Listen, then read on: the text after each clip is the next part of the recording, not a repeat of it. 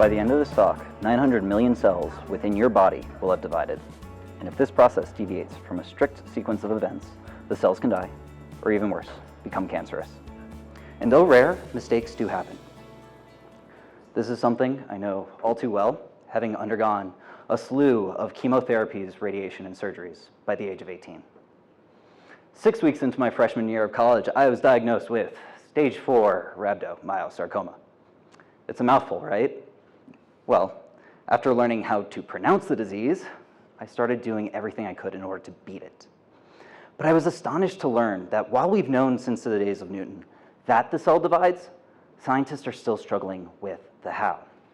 See, the cell has a relatively small number of building blocks that spontaneously come together to form this complex and dynamic structure called the mitotic spindle, which divides DNA.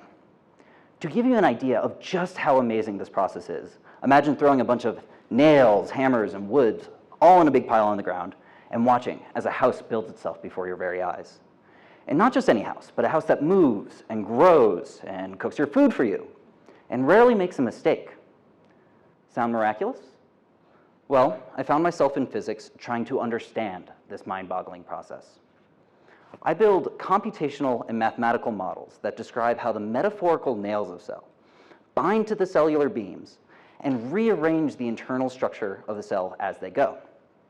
By characterizing the most fundamental units of this complex network mathematically, I can build a picture from the ground up of what goes on inside our cells during cellular division.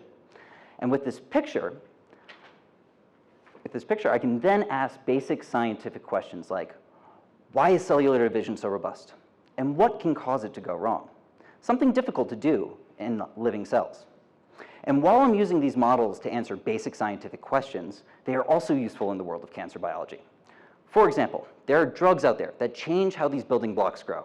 This prevents the cells from dividing and eventually kills the cells. Our models led insight into why these drugs work and might inform doctors on how to use them to kill the harmful cells without doing significant damage to the healthy ones.